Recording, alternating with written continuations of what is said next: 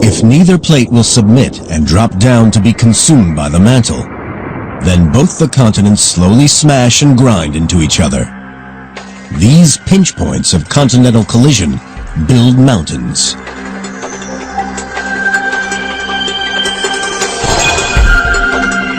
The Alps are the largest mountain range in Europe.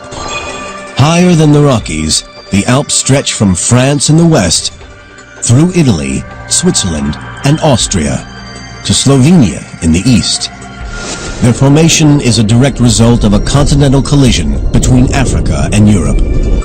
The story of the Alps begins when the African plate breaks away from the South American plate. It starts moving toward Europe. Without the plate movement, there wouldn't be any mountain on this planet. Professor Gerard Stamfli of Lausanne University in Switzerland studies the processes that built the Alps. The African and Eurasian plates start to move toward each other, trapping a third, smaller Iberian plate between them. The three plates collide.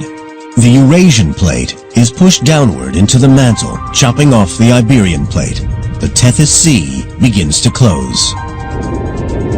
As the Eurasian plate grinds underneath the African plate, it pushes the Tethys Sea floor and part of the Iberian plate 600 miles north and many thousands of feet into the air. Rocks that started life on the bottom of the ocean end up at the top of the Alps. Quite fascinating to imagine that if you are on top of the Matterhorn, you're actually staying on top of Africa. For geologists, Africa stops in the Alps. Over the next 100 million years, the continents continue to smash together. New mountain ranges start forming around the globe. The largest, the Himalayas, form as the Indian plate charges northward toward the Eurasian plate. It moves at 2 inches per year, lining up a head-on collision. The movement of the Indian plate leads to a clash between two giant continents and creates some of the highest structures ever to exist on Earth. The incredible power of continental drift not only builds mountains, it also sculpts one of the world's most recognizable landmarks, the Grand Canyon in Arizona.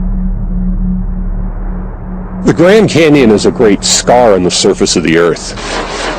Geologist Ron Blakey has been studying the canyon for over 30 years. It's just a wonderful place to come face to face with planet Earth. The Grand Canyon is 277 miles long and up to 18 miles wide. At its deepest, it stretches down for over a mile. The gorge exposes the interior of the North American continent. It's like looking through the pages of a book. Each layer tells a story about the past.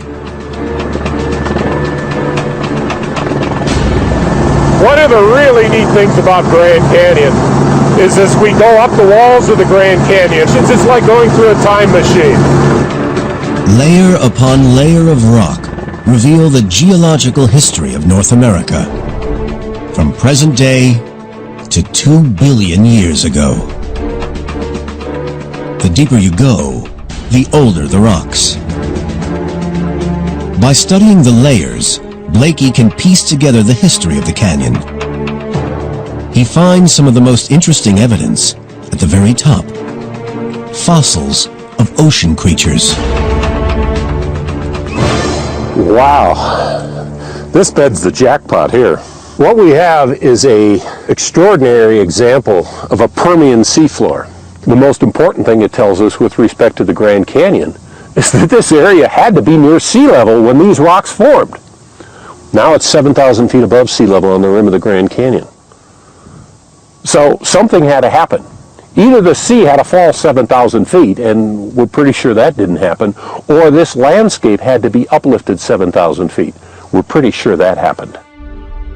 250 million years ago, the canyon starts to form as a result of a collision between the Pacific and North American plates. They collide with such force, the North American plate thrusts more than 2 miles upward. What was once seabed rises over a period of 15 million years to form a vast plateau far above sea level.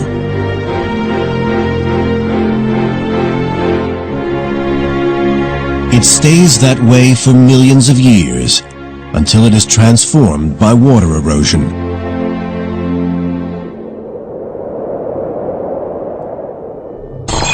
"6 million years ago, several hundred miles south of the canyon, plate movements open up the Gulf of California to the sea. For the first time, small streams in the Rocky Mountains could empty into the ocean. So if we're starting a stream at 14,000 feet in the Rocky Mountains and carving down to sea level, and the Grand Canyon just happens to be in the way, the Grand Canyon's going to get cut out. These streams merge to form what is now called the Colorado River. It cuts down through the land, heading to the Gulf of California. It took a river to carve the canyon. The water has carved down through the rocks layer by layer by layer, removing material out of the canyon and leaving the great void that sits behind me. The Grand Canyon is a testament to the awesome power of the continents in shaping our world. Back on our journey, tracing the birth and death of the continents, it is now 20 million years ago. 2,500 miles south of the Grand Canyon, another plate collision is about to take place.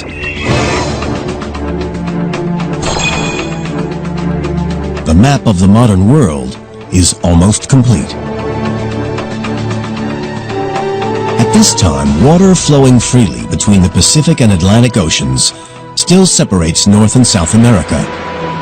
Over many millions of years, the Pacific plate begins sliding under the Caribbean plate. The pressure causes underwater volcanoes to erupt. Some explode with such ferocity that they create a range of small islands between North and South America.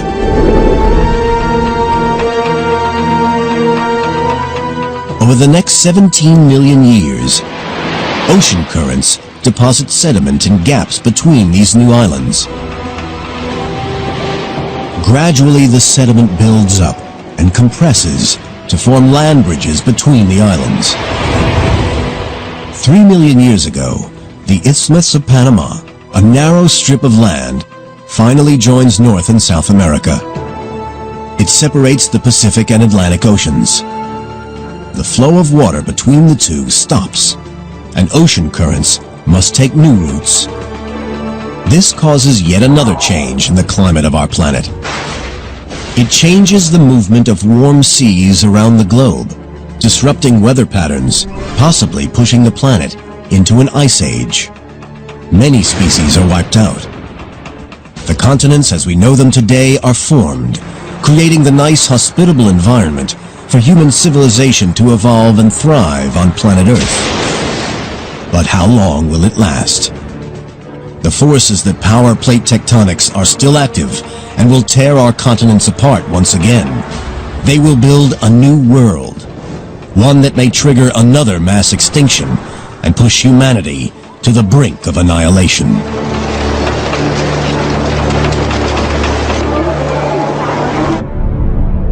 A view from space reveals Earth's continents as we know them today. There are 7 in total, but some are separated by a political divide rather than a geographical one. Africa-Eurasia is a supercontinent comprising of Africa, Europe, and Asia. It stretches from the Siberian Plateau in Russia to the Cape of Good Hope in South Africa. A spectacular route across 3 continents, incorporating dramatic climate change, vivid scenery, and diverse cultures. However, Africa-Eurasia isn't the only supercontinent on the planet. Because the Panama Isthmus links North and South America together, they too can be thought of as one vast landmass. And if the Bering Strait between Russia and Alaska were to freeze over, it would be possible to walk from Cape Horn in South America to the Cape of Good Hope in South Africa. a journey of around 25,000 miles. But this won't always be possible, for powerful forces deep below the surface continue to send the continents hurtling across the globe. A process that started at their birth 4.4 billion years ago, and one which will continue long into their future. What we're observing at the moment is only a snapshot of the Earth's global cycle that has been undergone for the last 4.5 billion years probably, and will be undergoing, even if we're not around anymore.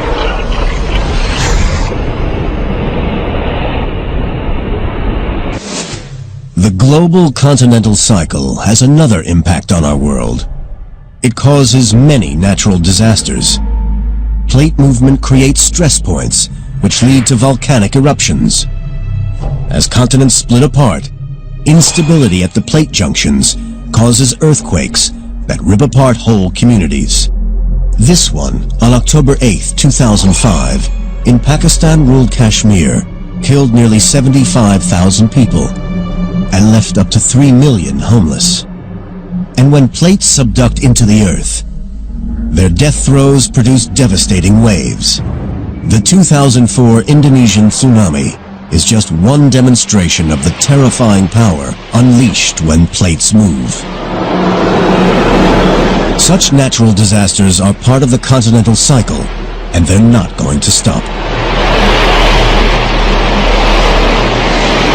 Plates moving is something we have to live with. There's nothing we can do about it. It's going to happen. There are going to be big earthquakes in California. There's going to be a lot of damage. There's going to be loss of life.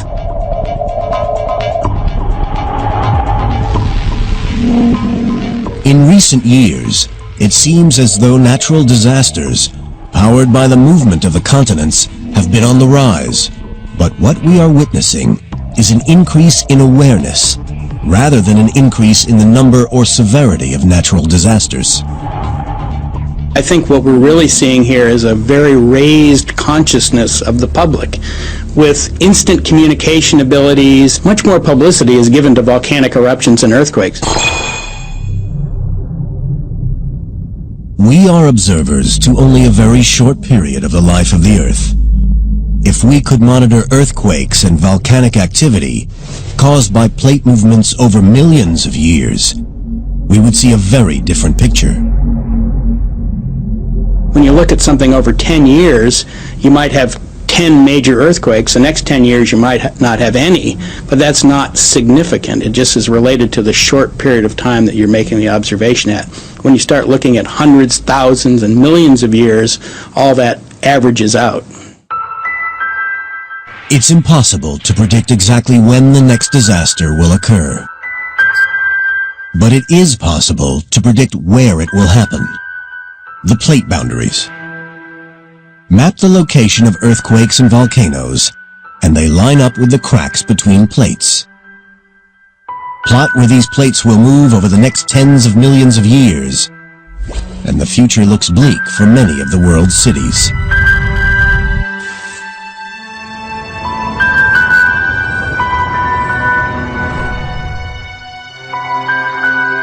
So what will our world look like in the future? 50 million years from now, the Atlantic Ocean will widen, pushing New York further away from North Africa. Meanwhile, in the southern hemisphere, Australia will be on a collision course with Southeast Asia, and in Europe, Africa will head north, closing the Mediterranean Sea. A new mountain range will form where Italy and Greece once stood. Known as the Mediterranean Mountains, they will be as big as the Himalayas, extending from Spain across southern Europe, through the Middle East, and into Asia. 100 million years in the future, and the power of continental movements will render the surface of the Earth unrecognizable. The Atlantic Ocean will continue to widen, but a subduction zone will form along its western shoreline. The first sign of it can be seen today in the Caribbean, the Puerto Rico Trench. This trench will grow north and south along the east coast of North and South America. This vast subduction zone will consume the Atlantic Ocean, dragging Europe and Africa back toward the Americas. 250 million years in the future, intergalactic explorers returning to their home planet will find a world very different to the one in their records. There will no longer be 7 continents, but one gigantic landmass containing most of the land on Earth. They could find it a barren, frozen world. The explorers search for the remains of our cities, but when Europe and America collide, any cities along the coastlines will be gradually destroyed. The geological future of New York is going to be rather traumatic. In the long term, New York is going to be at the site of a continental collision. North America and Europe are going to collide with one another and produce a distinctive suite of rocks which will eventually be crumpled between the two continents as they collide. New York and its neighbors will be crushed and buried beneath the surface, leaving no more than a few remains. In the future, geologists will be able to find remains of New York City trapped in the rocks themselves, either buildings or plastic bottles or old autos and their parts. All of these things will be incorporated into the fossil record and will be recognizable to a future geologist who knows what she or he is looking for.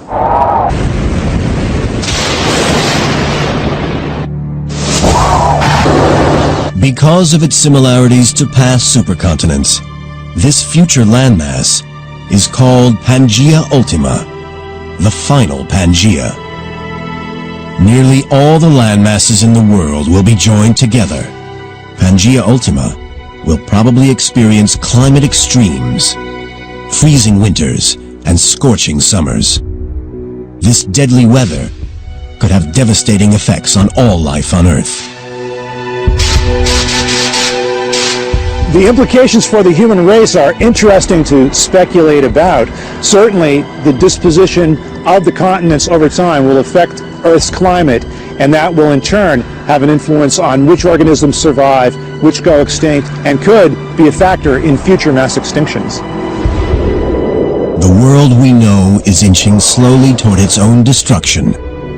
The processes that shape the surface of the Earth are never going to change. We're going to have earthquakes, we're going to have volcanoes, we're going to have tsunamis and hurricanes, regardless of whether humans inhabit the planet. And so the planet will always be here, probably. Plate tectonics will operate for the foreseeable few 100 million years.